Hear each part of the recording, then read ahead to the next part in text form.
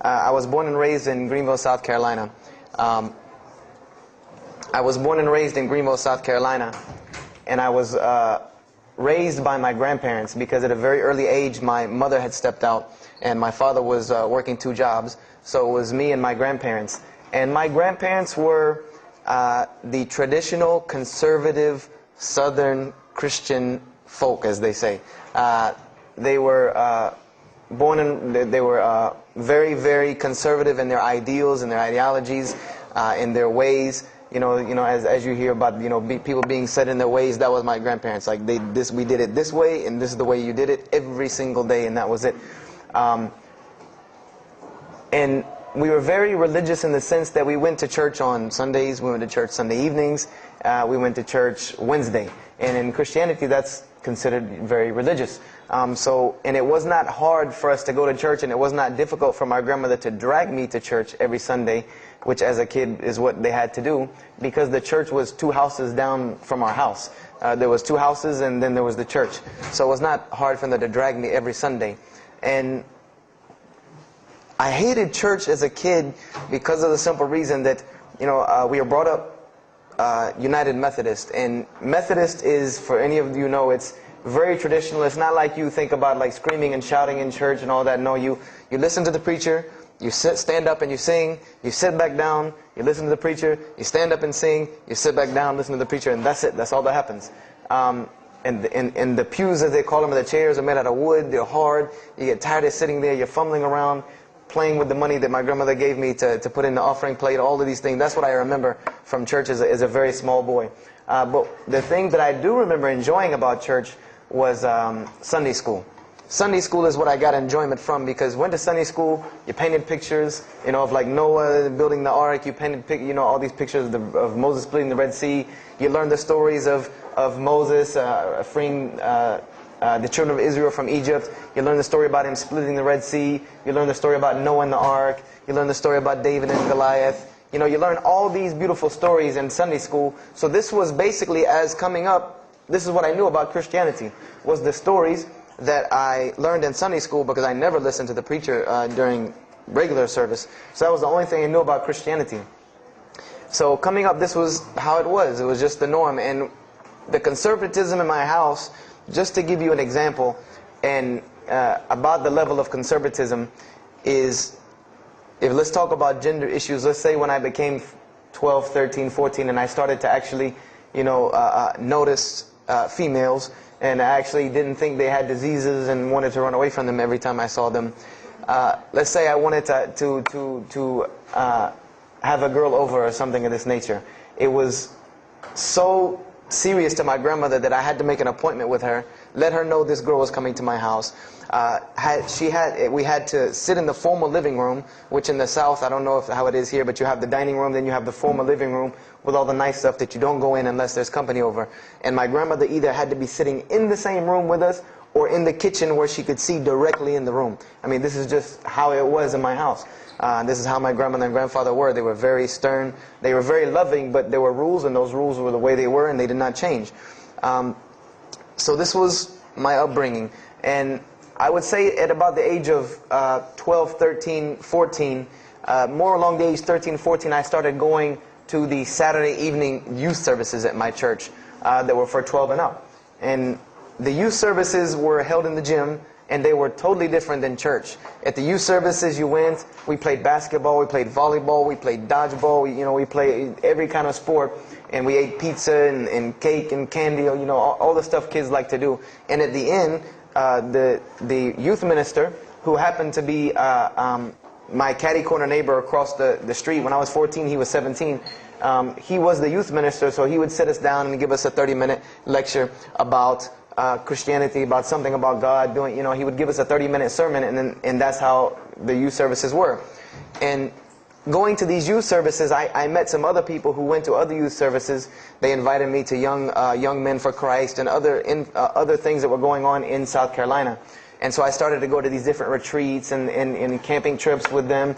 And so that is when I would say that I started to become a Christian out of will. I became a Christian because I wanted to, not because it was something I was dragged to do. I started to actually want to be Christian. This is something I wanted to do. I made my own choice and my own decision to do it. So when I turned 15, I started going to high school. And when I was a freshman in high school, my best friend, who was the youth minister, was a senior in high school. And I remember we had a very close bond because I had not had my license yet, so I used to ride with him to school every day. And it was a big deal for me to be able to ride to school with a senior, especially since he had a brand new, or it was a brand new, but he had a restored '67 Mustang, which I've always been a fan of cars when I was a kid. So we had a very close bond, and we were very good friends because both of our parents were very similar. They didn't let us do much. So we spent a lot of time with each other. And when I became a sophomore, he graduated and started to attend Bob Jones University. I don't know if that rings a bell with anyone, but Bob Jones University is a very prestigious conservative Christian college in South Carolina. It's probably the most conservative college I've ever seen because the Moody Institute is known as one of the most famous in this country since Chicago. But Bob Jones is conservative to the point to where when it comes to men and women, like men and women are not allowed to get caught talking to each other in a room alone if they're not married, holding hands on campus. The men had to wear button-up shirts or polo shirts tucked in with slacks or jeans. The women had to wear skirts, no jeans, skirts that came down to the ankle, and a shirt that came to the wrist. And this was part of the guidelines for Bob Jones University. You know, you didn't party, you didn't drink, there was none of this that happened at Bob Jones University. And he started going there, and his major was textual criticism. And textual criticism probably doesn't ring a bell with anyone, and to explain it in detail would probably take another entire lecture. But just to give you a brief synopsis of what is textual criticism. A textual critic takes the ancient manuscripts of the Bible, the pieces of parchment that were found all over the world, and he has to learn Hebrew, Greek, Aramaic, Latin, these languages that these parchments have been found in. And he has to take these scriptures and try to find out where they came from, why there are variations in the many different versions of the same parchment. Let's say you have Matthew chapter 1 from the Bible. There might be 5,000 different variant readings of Matthew chapter 1 in 6 languages. And so he has to be able to take all these and sift through them, try to find out why there's so many variations of the readings, and then determine which one is the original.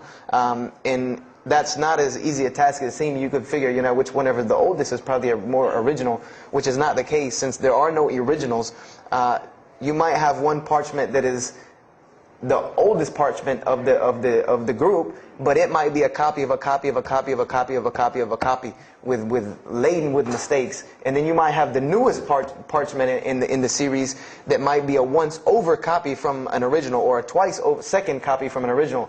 Therefore, it would make the newer parchment more original than the older one. So it's not a very easy field to go into. And he started studying textual criticism, and being that I was his best friend, I started studying textual criticism. Whenever he was, doing his homework or research papers, I was right there with him. Whenever he did a homework, he would always let me read it. Or when he finished his papers, he would give them to me. He would pass down all of his papers to me. Every textbook, when he was done with it, he would give it to me. I started to learn a little bit of Greek, a little bit of Hebrew. So I became, started to become a layman's textual critic, and I applied to Bob Jones University in my sophomore year because it was a 3-year waiting process for Bob Jones. And when I turned 16, almost 17, my friend came to me one day and he asked me a question that I had never really even pondered upon. He asked me, he said, "Have you ever read the Bible?" And I said, no, in church. I mean, yeah, we've all read the Bible in church. Your parents make you open it up and look at it. And at the Bible studies I went to, Young Men for Christ, we did have Bible studies, and we'd read a few passages and talk for 2 hours about those few passages. But he's like, no, have you ever read it? Like you read a book beginning to end. I said, no, I don't know anybody that's read, nobody that I knew had ever read it, beginning Genesis 1:1 to the end. He said, but this is the inerrant word of God, as we are taught. This is our instructions on earth. Why haven't we read it? Why have we not read this book? And I said, that's a very good question. And he gave me a challenge. Well, it was basically a challenge for us both. He said, let us start with Genesis 1:1, and let's read the Bible, and let's see what God says to us. because this is the inerrant word of God, inspired to men for instructions for us. So let us see what God says to us. If God can talk to the preacher through this book, why can't he talk to me? I said, you're right. I said, that's very good. I had a lot of time on my hands. I wasn't really allowed to do much anyway after school, so I said, why not? Let's read the Bible. I was somewhat nerdy as a 14, 15-year-old, 16-year-old. So we started to read the Bible, and we decided to go from Genesis 1:1. And what we tried to do, this was the attempt that we made, was to not think of anything that we'd ever heard about Christianity, but to open the Bible, and let's say I just found this book in the desert, and read it and see what it says to me. Let it talk to us. So we started Genesis 1:1, and we started reading through the Bible. You know, we did some of it together, and most of it I did by myself, because I'm a very, very quick reader, so I decided to read a lot on my own. And as I was reading through the Bible, I started to notice the stories that I had heard in Sunday school. You know, you start reading Genesis, you read about Adam and Eve, we all know that story. You started reading about Deuteronomy, Exodus, you know, the stories of Moses, the story of Noah, the story of Lot and Abraham, and all these stories that I know. But I was surprisingly and astonishingly shocked by some of the stories that I read about these same people that I learned about in Sunday school.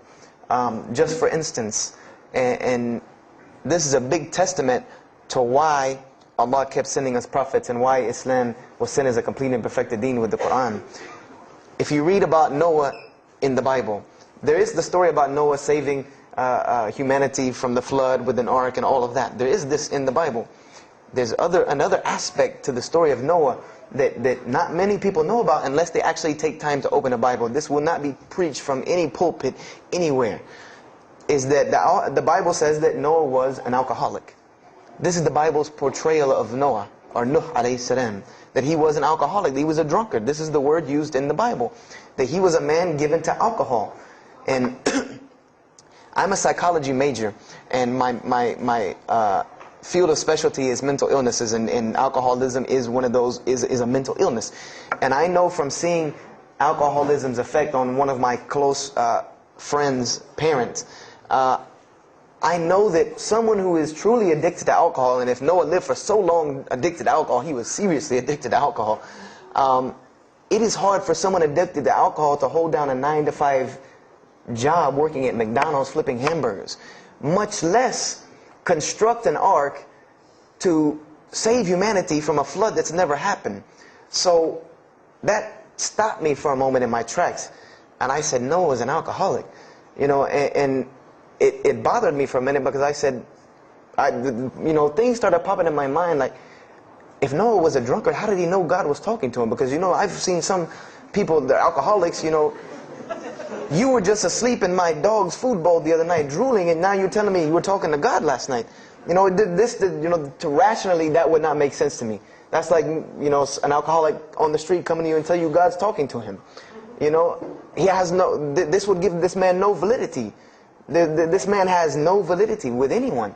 So I didn't pay it too much attention. It caught me, but I said, you know what, I'm going to keep going, because there's one thing that you don't do in Christianity, and I'll tell you what it is in a minute when I started doing it. Then I came across the story of Lot, or Lut alayhi salam, and we all know the story of Sodom and Gomorrah in these stories, but there's another very twisted story in the Bible about Lot and his daughters. There's a story of Lot and his daughters in the Bible that says his daughters got him drunk one night and seduced him and committed incest with him. A'udhu billah. This is the Bible. This is one of the Bible portrayals of the prophets of God. The person who saved his family from Sodom and Gomorrah. This is the story that is in the Bible. So I'm catching myself again, like, oh, this is becoming a really bad habit that I'm seeing. This is becoming a bad recurrence that I'm seeing over and over again in this Bible. So, you know, after that I started, you know, speeding through some of the other mumbo jumbo to get to more of these prophet stories. And I got to the story, there are others, and there are some stories in the Bible that are not PG rated, period. They're not rated for talking anywhere. You know, you would need an 18 and up ID card to be able for me to even tell you these stories. So the one that intrigued me, that caught my attention the most, was of my most beloved story in the Bible, and that was of David and Goliath. That was my most intriguing story to me, because not only was, it said that in the Bible that David was a very small man and Goliath was a very big man, and that was appealing to me because I've always been very short, and as a kid I was really short. So, I said this was a very beautiful story to me, just in its prose and in its concept of overcoming. And so I started to read about David. And there are very beautiful stories about David in the Bible. There are indeed. But there is one story about David in the Bible that shocked me to my core. And it's a story about three people. There's three people in this drama: David, Bathsheba, and Uriah. And it says that David saw this woman named Bathsheba. And she was one of the most beautiful women of her time. And she happened to be married to one of the commanders of his army named Uriah. But David on this day decided that he was not able to resist his temptation to be with this woman Bathsheba, so he did. And he committed adultery with her. And knowing that he did this, the way that he decided to cover it up was he sent a letter to the generals of his army saying that when the battle was fierce, for everyone to pull back and abandon Uriah, so that he would be killed, and when he dies, then he could have Bathsheba, no harm, no foul. So David went from being the slayer of Goliath, the hero from man, to an adulterer, a plotter, and a murderer. And so this is when I really caught myself and said, hold on now. Something's wrong here. Something's got to give. I said, because to me, God's prophets in my mind were people of example. People who I could follow as an example. Someone who was supposed to be the best of us, so that we could follow them and emulate them. And they're turning out to be worse than some of the people that you see on America's Most Wanted.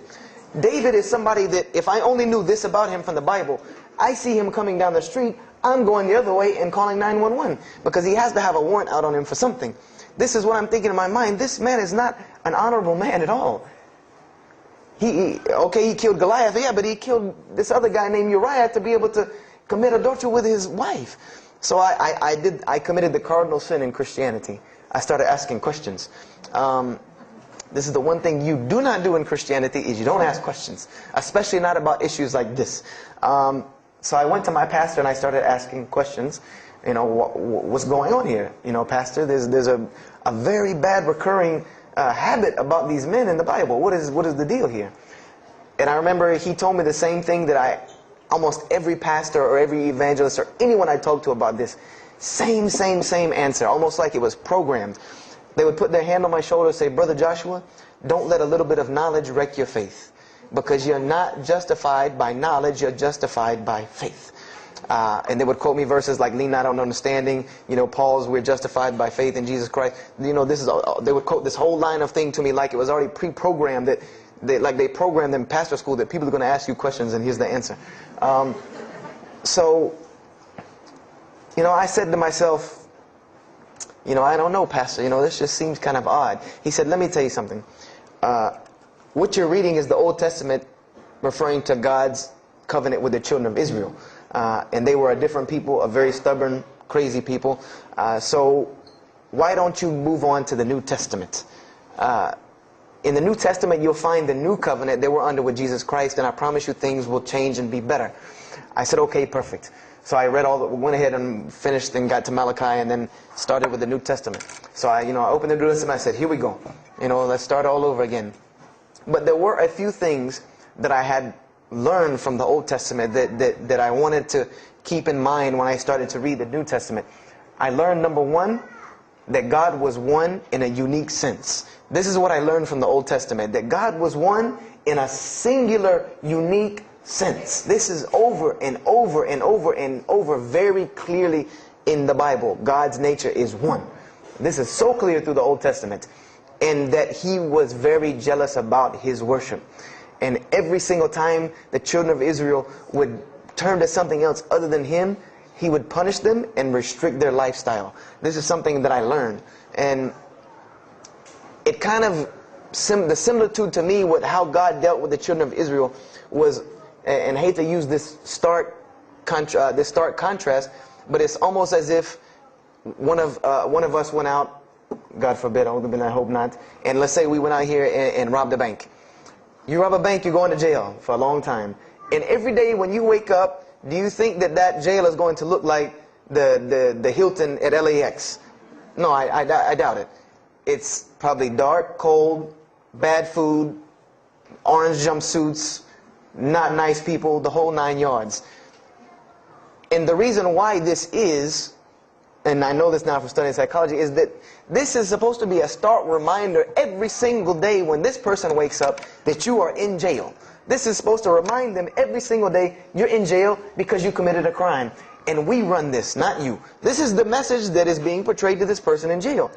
So when the children of Israel kept rebelling against God, He restricted their lifestyle. If you study Judaic law now, it is some of the most strict religious law you can find. All of the good things that we enjoy as Muslims, even when it comes to dietary laws, like the good parts of the meat that we are allowed to eat, they can't have these things. These are things that are restricted from them. Why? Because God, Allah, wanted to remind them every day that I am Allah. I am your God. You will worship me. I run this, not you. And I understood this from reading the Old Testament. This is a concept I had come across. So I started with the New Testament, Matthew, Mark, Luke, and John.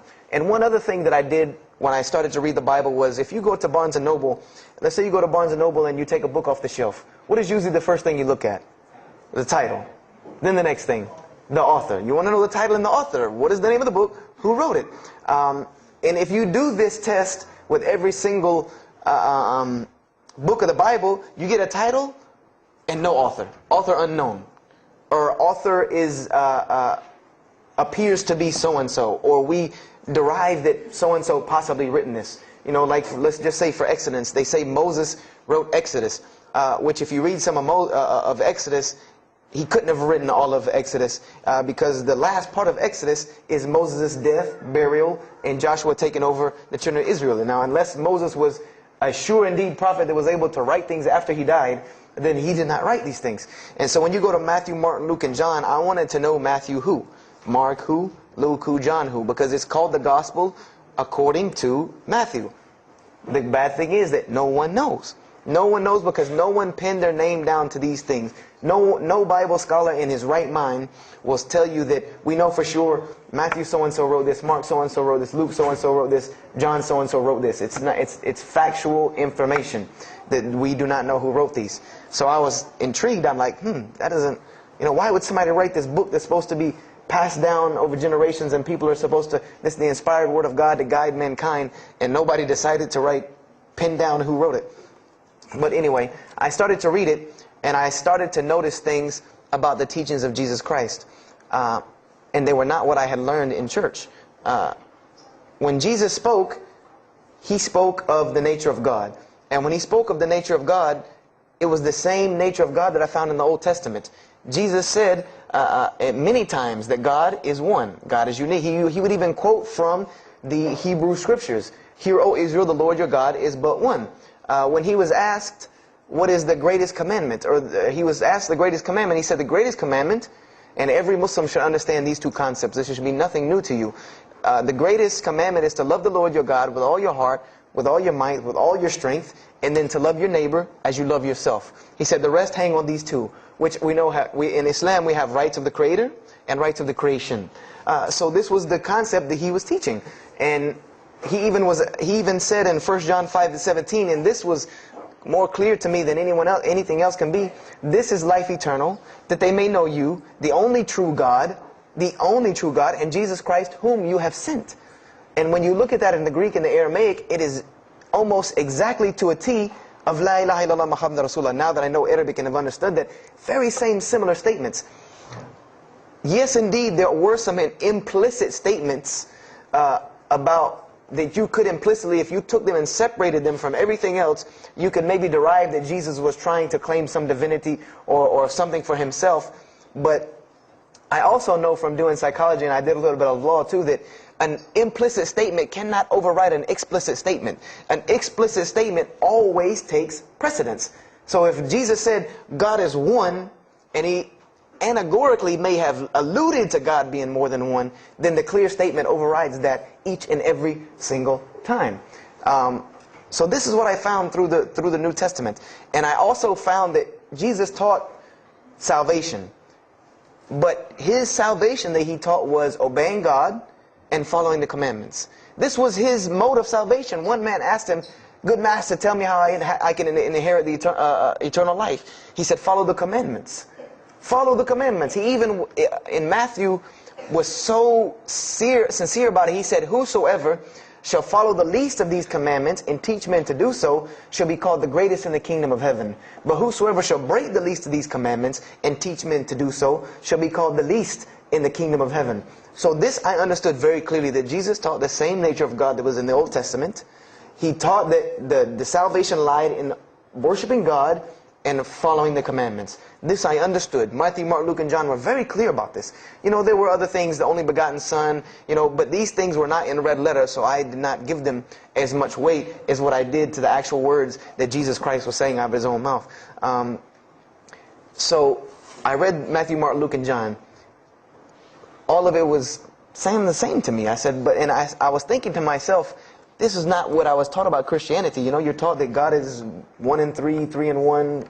You know, 1, 1, 1 equals 3. You know, Father, Son, Holy Spirit. Jesus died on your cross to forgive your sin. You know, and there was another thing that I noticed from the Old Testament, and this is a beautiful lesson to Muslims, because you're asked this all the time, especially when it comes to dawah. And I never put 2 and 2 together until I learned Islam and then read the Bible one more time. Is I wanted to know why the Jews wanted to crucify Jesus so bad. Why so bad? They could have just mobbed him anywhere and killed him on the street. It's not like he had clans like the Arabs that would have come and backed him up. I said, why didn't they just kill him?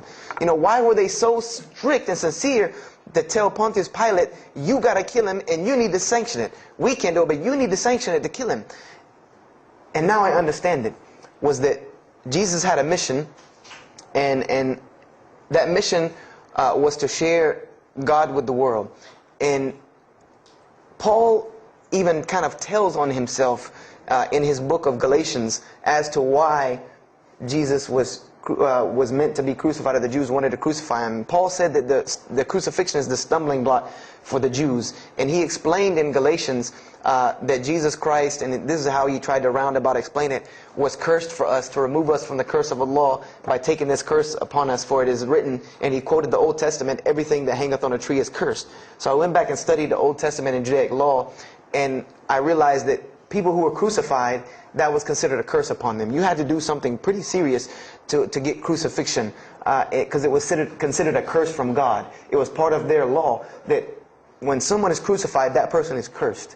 So wherever they buried these criminals, like in the graveyards in Israel, in Jerusalem, in Palestine, where they buried these criminals that were crucified, this was considered cursed ground.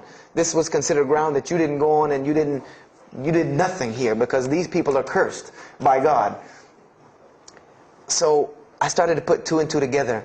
That it's not that they wanted to kill Jesus, because they could have just killed him. They wanted to disprove who he was. This was their point, was to disprove who this man was. He said he's the Messiah. They wanted to disprove it, and they knew if you can crucify Jesus, he can't be the Messiah. He cannot be our Messiah if you can crucify him. And even if he is, if we can still force our crucifixion on him, then that'll detriment his message. So they understood this and knew this, and this is why they wanted to crucify him. And this is exactly why Allah saved him from it. Because everyone asks you, why did Allah save him from the crucifixion? Because you cannot crucify. That was part of his law that he came to fulfill, that he could not be cursed according to this law. He said, I have come to fulfill the law. To fulfill it. Therefore, he couldn't be cursed according to it. And this is why he went to the Garden of Gethsemane and asked God to remove this from him, because he knew how detrimental this was to his message of crucifixion. So I began to see all of these things. So I started to read. I got to the book of Acts and started to read the writings of Paul the Apostle. And things went from this to this. It went from one way to another way. It went completely flipped, turned around. The entire teachings went from obeying God, worshiping God, following the law, to worshiping Jesus Christ and abolishing the law completely. Paul even wrote to the Galatians, "Oh, you foolish Galatians, why are you still following this cursed law? Jesus Christ came as a curse to remove us from the affliction of this curse." So I said to myself, but Jesus just said a few books before this that whosoever shall break the least of these commandments and teach men to do so shall be the least in the kingdom of heaven. And here you go, Paul preaching this gospel to abolish the law. So I even asked, what is going on here? So I started asking my pastor, and my pastor said, now you're getting into deep water. You know, now you're starting to question the New Testament. You really have some issues. You know, they even thought that I might be, you know, possessed and all kinds of things. So I had a very big conflict going on inside of me, and my friend took me to his textual critic teacher, his professor, and what this man told me probably wrecked my faith in Christianity. And I always say, I doubt he would be very happy me traveling around the world telling people that a Christian professor from Bob Jones University wrecked my faith in Christianity. But he did. Because what I asked him was, what happened to all these contradictions? You know, in the Old Testament there are many contradictions. If you study Hebrew language, you'll understand that when you read some of the Old Testament or the Torah, that there are some parts of the Torah that you can see is the most beautiful Arabic that you can see, the most beautiful Hebrew that you can see, just like when you read the Quran. It's very beautiful Hebrew. And then 2 chapters later, you'll see Hebrew that looks like a broken 3-year-old who is trying to scribble some Hebrew down. It looks very colloquial, very dialectic. You can tell it's not the same person speaking. So I went and asked him about all this stuff I saw. And he told me, he said, what you have is a book written by men over centuries and centuries and eons and eons. And he says, and this book started as an original that was copied and copied and copied, and somebody added a mistake, and somebody came behind him and corrected that mistake and added 2 of his own. Someone came and copied it and skipped a line and added a line where it wasn't supposed to be. And then someone else came and copied it and took it to his country, and in order for it to fit well with the doctrine they were teaching, he would cross out a dot here or cross out a word here or change a word here so that it would fit with the theological ideas of this part of the world. And he said, and after all these years, you have a book now that is compiled from all of this, written by the hands of men that still have men's fingerprints left on it. And that's what you have. You have an imperfect book that is only perfected through faith. This is exactly what he told me, that this book is perfected through faith. You cannot perfect it textually. It's not a textually perfect book. Those who believe in it by faith. And so I said, here we go again with this faith thing. You know, I said, God gave me a brain for a reason. If He did not want me to use it, He would remove this reason and logic part of my brain out and replace it with more faith. So, you know, and I was of the opinion, you know, as the saying goes, my grandmother didn't raise a fool. I'm no fool. I said, I can't believe in this. You know, I mean, this book I've been taught is the inerrant word of God, and you're just telling me that it's a book of errors that's only perfect through faith. That's like me taking a 1982 Datsun all beat up and saying, if you believe it can be a Mercedes. If you believe. You know, that would make no sense. You can't take a car to the car dealership and say that. No, if you really believe it, if you look at it right, it's a Mercedes. So I said, no, you know, this is a book full of errors. And God's religion is perfect. If God has a religion, it's perfect. If He has a book, it has to be perfect because He is perfect. So I left Christianity completely. And I decided that I was, you know, I had learned some concepts from the Bible. God was one. You couldn't fool me of that. You know, I had also concepted that there should be nobody standing between me and God because He created me without permission from anyone. Therefore, I don't need to be taking permission from someone to go to Him. If I had to be forgiven for something, it should come from Him, because on the day of judgment, it's going to be me and Him alone. And I didn't know about God's prophets yet. You know, I had my doubts and persuasions about that. So I decided to start searching other religions. I went back to Judaism. I studied Judaism. I found the same thing that Jesus taught about two spiritual Jews that leave the law, and Jews that were so caught up in the law that they left no room for spirituality. I studied Buddhism, Hinduism, Taoism, Confucianism, Wiccan, Bushido. You know, everything I could get my hands on, every type of ism or religion, I studied it. But there was one litmus test that I used for every religion. And whenever I met them, or the people or whatever about this religion, I would always ask them, do you have a book?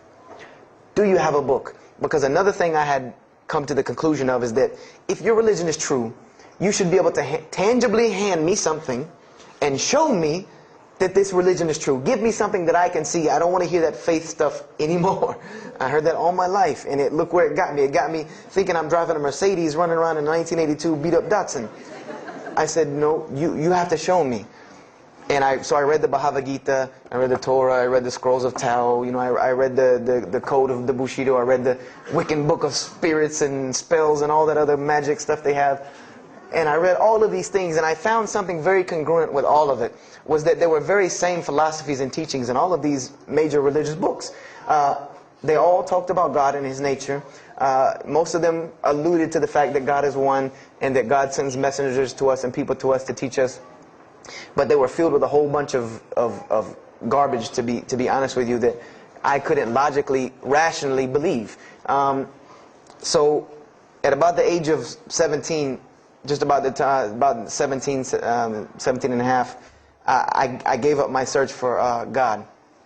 And I became kind of angry with God, because I said, here I am looking for you, and I can't find you, and it doesn't look like you're giving me any help. And I don't know how many of you know, but for a 17-year-old that is frustrated with God and the world, there's a lot of trouble he can get into. There's a lot of things he can do to put himself in predicaments when he's frustrated with the world and had come to the conception that, if there's a God that exists, then He doesn't really care about me. That's a kind of a dangerous young man. So I started doing the whole partying in trouble, going to parties, drinking underage, all of this stuff I started doing. I'm a perfectionist at heart. So when I was a Christian, I tried to be the best one I could. If I was going to switch to being any other religion, then I was going to do that 100%. So you better believe when I went after the dunya, I did that 100%. And I was a martial artist since I was 15 years old, and even though it was only 2 years, 2 years at 17, you think you're Bruce Lee. So I got into a lot of fights. Got kicked out of school, had to go to another school, got in one fight, got arrested for a fight, and there were a couple incidences that stopped this downward spiral, because I was on a very, very quick downward spiral and I believe if I would have continued on that downward spiral, I would probably end up hurting someone, killing someone, or them hurting or killing me. And there were two incidents that brought that to an abrupt stop, like pulling the emergency brake. And the first one was a car accident that I was in. My friend and I were on the way back from Clemson University from a frat party, and we were driving up 385 in South Carolina, and we were both highly intoxicated, and I decided that night that he was driving, I decided to put my seatbelt on for the only reason that I kept falling over when I fell asleep without the seatbelt on, because I didn't really believe in the seatbelt thing, because I said if I'm going to die, I'm going to die. That's the conception that I come up with. That if it's time for me to die, it's time for me to die. I didn't believe in the whole tying your camel thing. So I put on my seatbelt, and I fell asleep. And the next thing I know, I remember waking up with the car shaking. And I woke up to grab my friend, because I thought maybe he had fallen asleep. But when I woke up, the only thing I saw was the tree line and then the pavement coming right at my face. And the window smashing and the car flipping, the whole 9 yards. And us landing in a ditch. And I remember getting out of the car. That was the first thing I thought. Number one, I couldn't believe that. You don't really think about, oh, you're alive. No, you just move. I jumped out of the car and realized that I had jumped out of the back of the car that wasn't there anymore. It was still in the median on the other side of the highway, and the front part of the car was over in the ditch. And I drug my friend out, who was knocked unconscious, and pulled him over the side of the road. I had no injuries. I looked at myself trying to find what's missing. And there was nothing but a piece of glass stuck in my arm that I pulled out. And it just so happened that a state trooper was passing the other way, because he turned around and came back. And when he came back, he asked what had happened. And the first thing he asked me was, did you see what happened? Because there was other people who would pull over, so I guess he thought that I was a bystander, because I started to walk towards him. He's like, did you see what happened? Where are the people? I said, yeah, I really saw what happened. I was in the car. And he was like, as they say, like the color drained out of his face, because he was shocked. He said, how were you in that car? And of course they took the hospital. My friend got arrested, DUI. But before he put us in the ambulance, he was a man of God, because he looked at me and he told me, he said, young man, you better realize that you're on this earth tonight for a purpose. The only reason you're still alive is that God has a purpose for you. If not, you don't live through things like that. People without purpose, if you didn't have a purpose, then this night would have been your night. So you need to realize that. I said, this old man's out of his mind. You know, if God had been looking for me, he had the opportunity to get me a long time ago. So don't tell me about that God stuff now. So I paid it no attention. And about a month later, 3-4 weeks later, my friend and I, same two, he's on crutches still, we decided to go to New York City. We decided to just take off, drive to New York City. We didn't tell our parents where we were going. I said I was sleeping in his house. He said he was sleeping in my house for the weekend. So we drove to New York. And in New York, I remember going to the ATM to get some money. And in New York, they have these ATMs where you have to go in the little glass room to get your money at ATM. I don't know if they have that here or if any of you have been to New York. Now, alhamdulillah, you have to put your bank card in to go in there. But in 97, it was not like this. You went in, and it was almost like the game Mousetrap, because you go in, take out your money, criminal comes right in behind you. There's nowhere for you to go. You know, there's nowhere to run. So I went in and I took my money out of the ATM, and I heard the door open behind me. You know, so I turned around. You know, I thought somebody was coming in behind me, and there was a man who put a gun to my face. And he must have really, really, really, really needed this money, because he didn't ask me anything. He didn't say a single word. I just remember looking at the gun in my face and him pulling the trigger. And it was a revolver. And to this day, I'll never forget that image in my head of seeing that little spindle turn and hearing that very distinct click of a revolver. And it probably could have been like a .32 snub-nosed gun like this, but when it was in my face, it looked like one of those like cannons that you see on the movies. And I remember when he pulled the trigger, I didn't think anything. You don't think anything. You just blank. You just go into this like shock of blankness. And then a couple seconds later, thankfully I had been doing martial arts.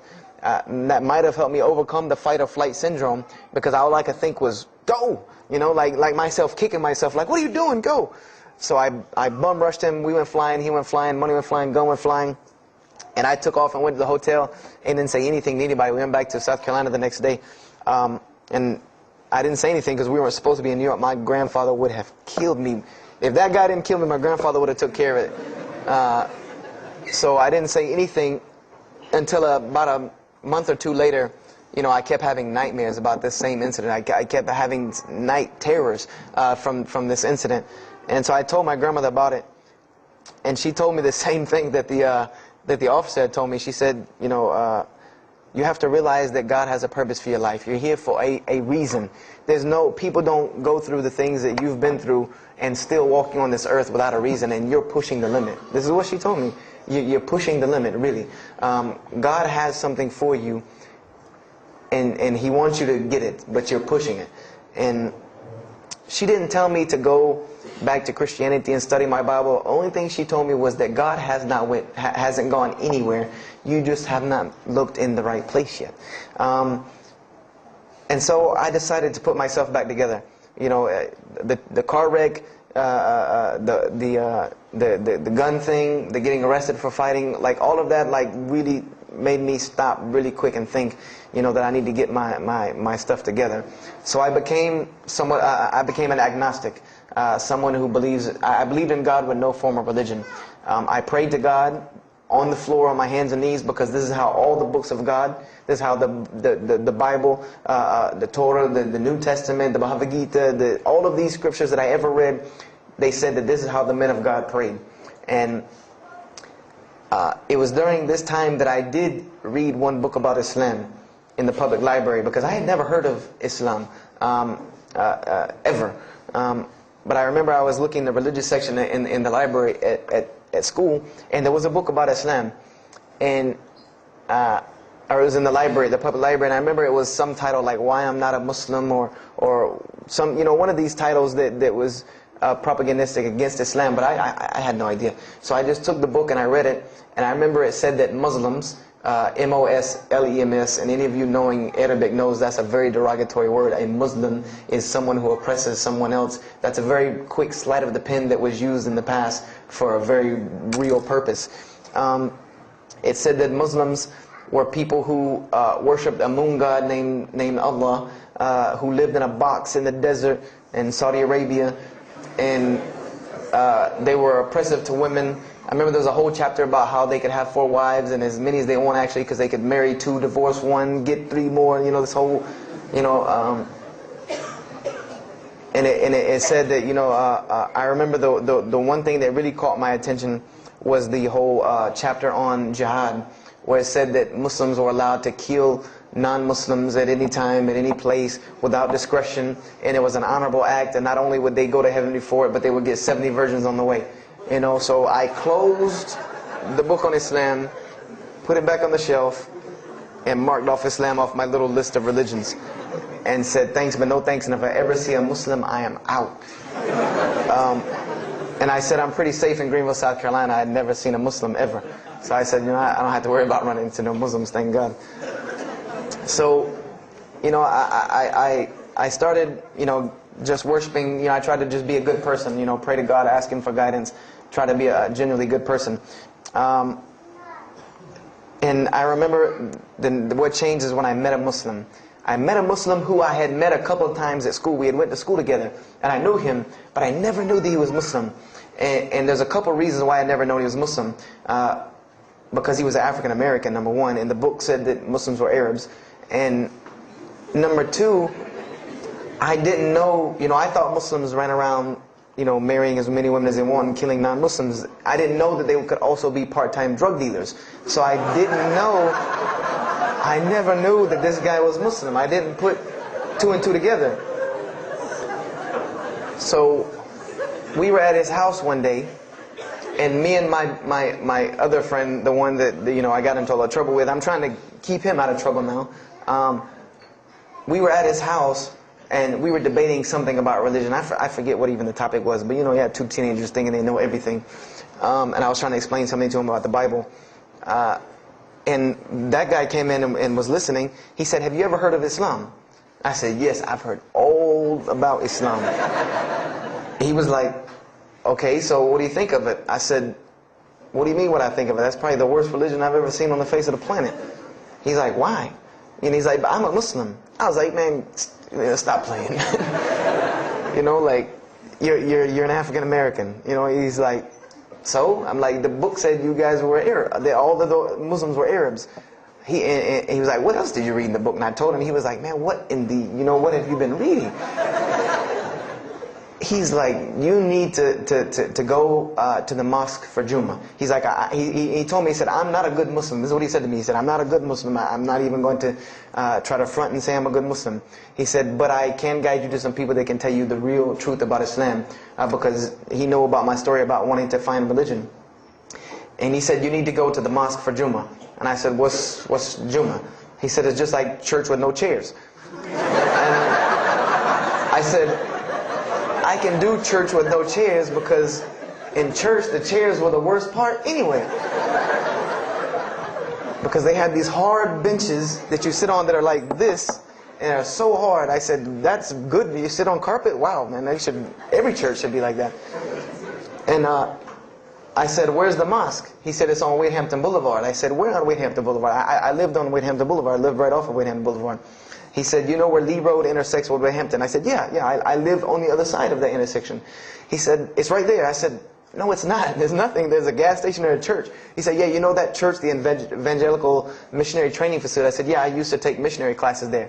He said, "You know that building in the parking lot with the gold thing on top?" I said, the gym?" He was like, "No, that's the mosque." Because I had always thought it was the gym because it was in the same parking lot and it was just rectangular with 2 glass doors in the front. And you could literally walk in between the church and the masjid and touch them like this. Anyone doesn't believe me, go to Greenville, South Carolina, look at the masjid. You can almost touch both of them just like this. He said, "Yeah, it's right there." I said, "I've never," you know, at first I was shocked. Like, I've been living across the street from all these crazy Muslims all my life. You know, I said, "I never knew." You know, and he told me to go to Jummah, and I asked him what time. He said he would meet me there at 1 o'clock in the afternoon on Friday. So I said, okay. I went on Friday. And I'm waiting outside for him. You know, I'm not going inside. That's not happening. You know, and I'm seeing all these people going in. And at this time, it was a predominantly Indo-Paki Arab masjid. Anyone who went in was not American, period. And I did not see even one African American going there.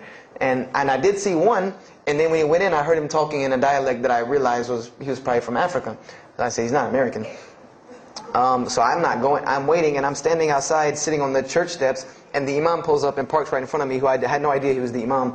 But he got out, and he asked me, am I waiting for someone, this, that, and the other? And I explained to him. He said, oh yeah, we know this brother. You don't see him that much, but we know who he is.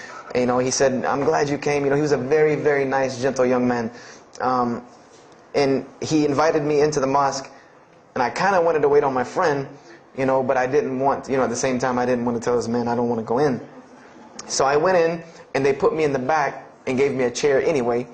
And I said, I came to sit on the floor.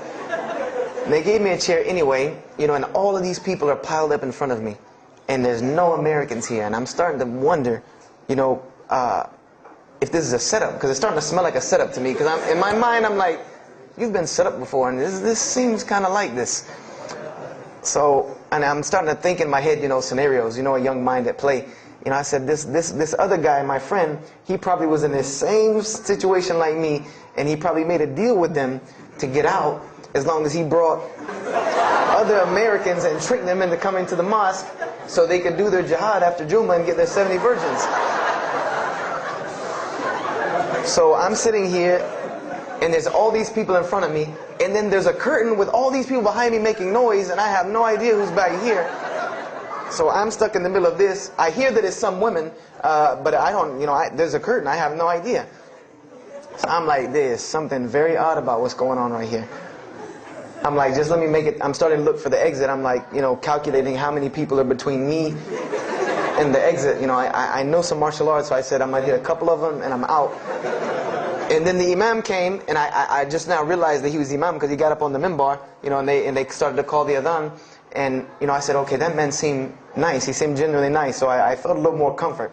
And then he got up after the adhan, and he started his khutbah. Inna alhamdulillah nahmaruhu. And I said, oh my God. I said, I bet you he's talking about me. And he's being forceful. He was getting loud and banging on the minbar, and he's pointing in my direction. I'm like, oh man, I got to get out of here really quick, I said, well, I'm going to take my chance with the women behind me. I'm going through the curtain.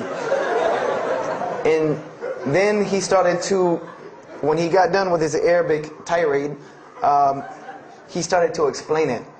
That verily all praise belongs to Allah alone, or God alone, and Him do we worship, and Him do we seek help and assistance. We seek refuge with Him from the evil that lies. He explained what he said in Arabic, and it sounded to me so beautiful. It was very, very beautifully prosed, what he said, and I wanted to know where he got that. I said, where did he get that? Because it was only about God and about the nature of ourselves. All of us should know that beginning of the khutbah, and he quoted the 3 verses from the Quran. O you who believe, fear God as He should be feared and do not die. And instead of state of submission to Islam, he was a very wise man, because he translated everything. It was almost as if he knew I was there and translated everything for me. I remember to this day what the khutbah was about. And I don't know if he did it because I was there, or if that was his already planned khutbah, but it's almost as if it was meant for me. The khutbah was that, the title of it was that the forgiveness of Allah is open to anyone at any time, at any place, no matter what, unless they have committed shirk. And the prose of the khutbah was a very long hadith. That some of you will know. And just to make it short, it was the hadith where the Rasulullah ﷺ met Angel Gabriel or Angel Jibreel, and Angel Jibreel was telling them to tell him that if the Muslims commit this certain sin, to tell them that Allah would forgive them. And every time he would tell the Muslims, they would say, okay, well then what about this sin? And he would go back and meet with Angel Jibreel, and he would go back and come back and say, tell them that Allah will forgive him for that. And this discourse happened, for many different sins. And then finally Angel Jibreel alayhi salam said, tell them that Allah has said, no matter what they do, even if their sins are compiled, like the oceans are from the east to the west, as long as they have not associated a partner with Allah, tell them that Allah will forgive them. And I remember he told me that, or he said that, that the door of repentance to God is open as long as you have not seen the angel of death or the sun hasn't risen from the west. I didn't really understand the sun risen from the west thing at that time. But, and he said that, God's forgiveness has to come from God alone. And this was the whole premise of his khutbah, was on forgiveness and tawbah. And I was saying to myself, these are all of the same concepts that I had formulated through reading the religious scriptures myself. And I'm asking myself, where did he get this stuff from? You know, where did he get all this? And he started using names like, he used the name Ibrahim alayhi salam, he used the name Musa, and I'm like, he translated it to Abraham and Moses. I'm like, where did he, you know, where is he getting these are names from the Bible, I know these people. And so after the khutbah, they started lining up for the prayer. And I got apprehensive because everybody's getting up in front of me and blocking my exit from the door. And so I guess one guy in the back saw me, and because I had to move back a little bit, he said, we're about to pray. And I said, pray to who? And he said, to God. I said, which one? And he said, the one that created the heavens and earth. You know, the same one that's in the Bible, you know, the only creator of the heavens and earth, the only God. I said, yes, I know him. And so the Imam started to pray, and when he recited the Quran, I know it sounded very intriguing. I had no idea what it was. But then when I saw Muslims bow and prostrate on the floor, verses and verses of every religious book that I had ever read started ringing off in my head, that this was the way men of God prayed. And the first thing that I could think of in my mind was, this is worship. That's what I said to myself. This is not prayer, because prayers are asking God for something. These people are worshiping God. So I said to myself that you've written this religion off way too easily. I thought I was a much more open-minded person than that, and I was ashamed of myself that I had written it off with just one little book. You know, I had put all this studies into the other religions. I read this one thing about Islam and was done. So I went to the Imam after Jummah. You know, he talked to me, and I would have to say that I was probably a little bit rude with him. And I've asked him to forgive me. You know, I saw him a few years later. I said, you got to forgive me for the first time you saw me, because he started telling me, you know, would you like to know a little bit more about, he had a very heavy accent, he was an Egyptian brother. Would you like to know a little bit more about Islam? He tried to give me some pamphlets. I said, no. I don't want any of this right here. I said, do you have a book? This is what I wanted to know. Do you have a book? Can you give me? He said, yes, we have a book. I said, it's called the Quran. I said, can I read it? Is it in English? Can I read it? He said, sure, you can read it. And then he tried to explain it to me a little bit, how it came by. I said, nah, just give me the book, because the book should speak for itself. So I took the Quran home, and on Friday night I started to read it, because this is a book I had never seen before. And I was very interested. So I went home and I opened the Quran, and I read the Fatiha. It seemed to me kind of like the Lord's Prayer. You know, it was a little similar to what I found in the Bible. But then I started to read Surah Al-Baqarah. I started to read Surah Al-Imran. And I started to see names that I had seen before. I started to see names like Abraham, Moses, David, Jesus, Yahya, John the Baptist, Zechariah, Mary. And I said, I know all of these names, but there was something different about these people in this book. The prophets that I found in the Bible were people that were deplorable, of not very good character.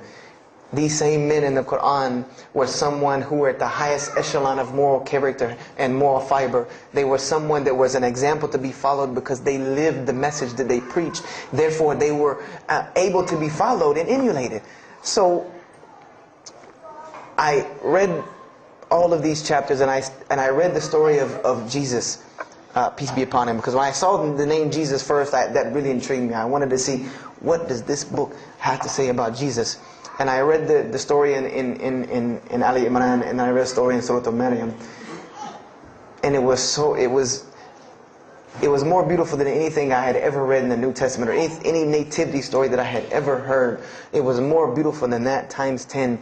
I remember the only thing that I could capture my mind was the miracle of how, because in the Bible you never really figure out the conflict of how Mary gets over this finger pointing at her about her coming with a baby and she's not married.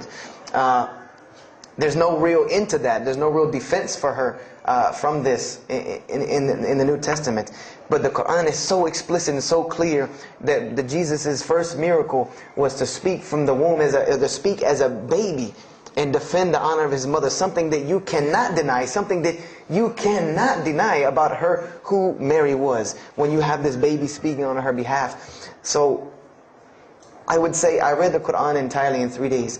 But that first night, after I had made it through Surah Al-Imran, my heart was already given to this book. I didn't know what it meant to be a Muslim. I didn't know how to be a Muslim. I didn't even know what that meant. But I knew that whoever it was that followed this book, I wanted to be like these people. I wanted to be like the people that I read about in this book.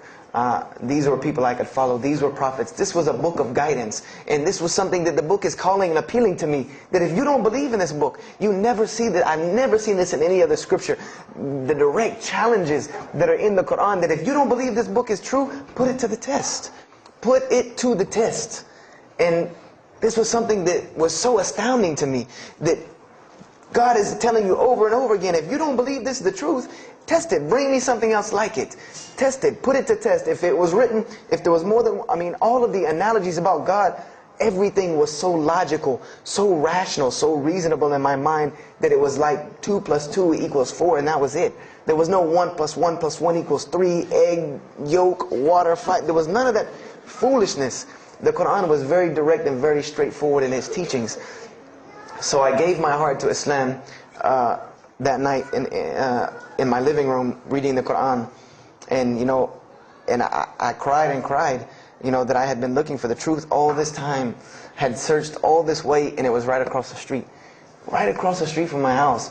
And so I went back on Monday to accept Islam and ask these Muslims where in the world they've been all this time, and I go ready to go in there and do my thing, and I go and the masjid is locked. And because they only came on Fridays in for Isha during that time, and I didn't know. So I said, okay, I guess I have to come back on Friday, because every time I passed by the masjid after that, it was always locked. So I came back on Friday, and I took my shahada, and as they say, the rest is history. But I don't travel around the world, and this was in December of 1998. I don't travel around the country and the world telling my story, just for the entertainment value. Even though I've been told it does have some entertainment value, I don't tell it for that person for sure. If that was the only reason, then you could just get it off of YouTube and it was the same exact story. I'm going to finish with this, and I hope you can give me 10 more minutes, inshallah, to tell you why I go around telling my story. I tell my story to let everyone realize that there are millions and millions of people just like me. Just like me in 1998, searching for the truth, can't find a way out. There are millions of people. There are probably millions of people in California, hundreds and thousands, if not millions, right here in in Orange County and Los Angeles in the Southern California area, that want to know the truth, that are tired of hearing the same garbage preached to them over and over again, tired of this shaitan box telling them the same thing over and over again, tired of the world being in the condition that it's in, tired of their life being in the condition it's in. And we as Muslims have the solution to every single one of their problems. And guess where we keep it at? Right here inside the masjid. Right here inside the masjid, we have all of this truth. We have the solution to every problem in the world. You want to solve the world hunger? The problem of world hunger? Islam has the problem. You want to solve the problem of world poverty? Islam has the answer. You want to fix the economic situation of this country? Islam could fix it tomorrow. And this was in an op-ed piece in the Washington Post. In the Washington Post, there was an op-ed piece that the two markets that are falling apart in this country are investments and housing. And there are two people in this market that while the rest are bottoming it out, this market is steadily climbing. It's not getting rich overnight like people want to, but it is continually going up, and that is Islamic financing and Islamic housing markets. These two things are so steady and so strong that economists in DC are trying to figure out how they can take some of these Islamic principles, from these investing and housing firms, and plug them into this system to give it some stability, because they realize that you won't get rich overnight in the Islamic system, but it will be stable. It will be something that will give stability. So they are starting to find out that Islam has the answer and the solution to their problems. But we already know this. We already know this, that we can solve every world problem with Islam. We'll put it into it. But the problem is, we're hiding it from the people. Unfortunately, willingly or unwilling, knowingly, unknowingly, we are hiding this from the people.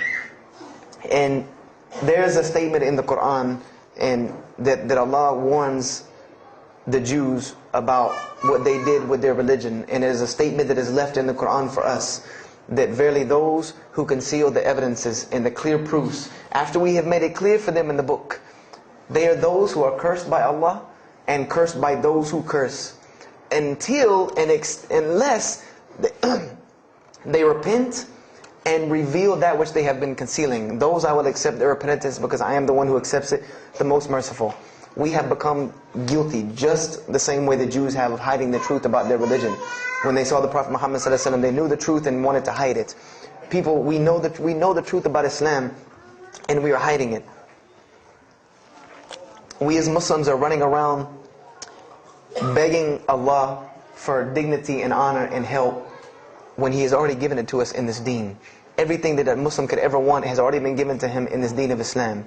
Anything that you ask Allah for, there is an account set up for you to go take it out of. You just got to find it where it's at. And any of you, I'm not going to go through the ayahs for they're too long, but if you want to know the solutions to every one of your problems in this world and the hereafter, just go read Surah Al-Saf, ayah 10 through 13. Very, very easy solution. If I had the time, I would read them to you, inshallah.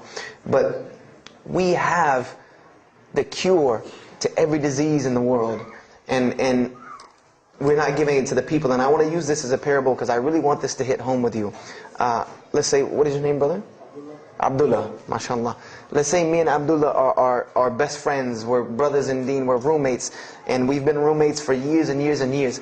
And let's say brother Abdullah has contracts an illness, a disease that is one of the most painful diseases that any human being can ever go through in his life. And it's not something that is going to kill him quick. Let's say this disease is going to suffer and fester with Abdullah and make him not be able to eat, sleep, nothing. He's just miserable all the time. When I come home in the evening, he's rolling around on the floor in pain. And let's say I know him in this condition, and let's say one day I come across the cure for his disease. Someone tells me that if you give this to Abdullah or anyone like him, he will be instantly cured and he will never suffer again. And let's say I take that and put it in my pocket, and I don't give it to Abdullah. Why? Why don't you give it to Abdullah? Well, number one, I'm way too busy. I have 2 jobs, going to school, I have a long commute back and forth, I got to drive up and down the 405 every day. I don't have time to give Abdullah this medicine, man. If he wants the medicine, he'll go get it himself. I don't have time, I'm really busy. Number 2, I'm not a doctor. I should not be prescribing Abdullah medicine, and I'm not knowledgeable in medicine. If he wants help, he should go see a doctor. I'm not a doctor. Number 3, Abdullah's, please forgive me, but Abdullah's kind of stubborn. He doesn't really listen very well. He probably, he's kind of set in his ways. So even if I tell him this medicine is good for him and it'll cure him, he probably wouldn't even take it anyway. So why waste my time? Do any of these excuses sound familiar? And let's say I don't give this medicine to Abdullah and he dies. And let's say he dies the most painful death that you can ever imagine. I want to ask you a kind of rhetorical question. Do you think on the Day of Judgment that Allah is going to call me and Abdullah up and ask him about this incident between me and him because I've oppressed him? I have oppressed him. I've allowed him to suffer knowing that I could ease his suffering. I'm sure Allah is going to ask us about this. But the beauty about Islam is that if Abdullah was a good Muslim, bore this disease patiently and died, he dies as a shaheed, inshaAllah. And on the Day of Judgment, this is how beautiful Islam is, that he could very well come before and Allah ask us about this, and brother Abdullah say, you know what? Allah, I forgive him. So you forgive him. This is the beauty of our religion. And Allah will forgive me. But the disease I want to tell you about is the disease that every single non-Muslim walks around with every single day, and they don't even know it. It has no real physical symptoms, and that's the disease of shirk, the disease of being jahl, being ignorant about Allah subhanahu wa ta'ala. Allah gives them life, and they worship someone else. Allah feeds them, and they thank someone else. He created them and fashioned them in the womb of their mother and knows them better than they know themselves. And they have no idea who He is. They don't even know who He is. If that doesn't pain your heart to see a person in this condition, then for sure the hearts have become hardened. Because when I see non-Muslims, especially when I sit in places like airports, I see this disease. I see it on them. I see them walking around with it. And there's so many of them passing me, I think to myself, there's no way I could talk to all of them. There's nothing I can do. And this disease is something that not only is not going to show up as a physical symptom, and is going to leave them ignorant about Allah subhanahu wa ta'ala, but when the day they die, they will die the most physically painful death that anyone can ever suffer. The Rasulullah said that when the angel of death comes to the disbeliever, it doesn't come kindly. He yanks the soul through the nose, and it's as if his flesh is torn from his bones. It's as if they take Brother Abdullah and turn him upside down and stuff him in a human paper shredder. This is the death that is waiting for those who do not know Allah subhanahu wa ta'ala. And you know the unfortunate thing? That while you've been sitting here listening to me, thousands of people have died. Thousands of people have lost their life not knowing Allah while I'm talking to you right now. People in this city have lost their life, and there's nothing we can do about them. They're gone. It's too late for them. We can't save them even if we want to.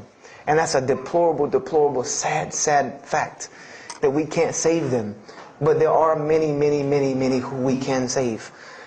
And that all that takes is us taking this light of Islam we have and showing it to the world. There's a statement in the Bible, and I finish with this. Whether Jesus alayhi salam said this or not, doesn't matter, because this statement is one of the most profound statements that has been somewhat of a focus for me in my mission of da'wah. It is said that no one would bring a candle into his home and then place a bucket on top of it, because then no one would benefit from the light. No, if someone would bring a candle in their home, they would set it on the table in the middle of the room so that everyone could benefit from this light. And unfortunately, the Muslims of this generation, we are a bunch of candles with buckets on top of it. No one can see our light.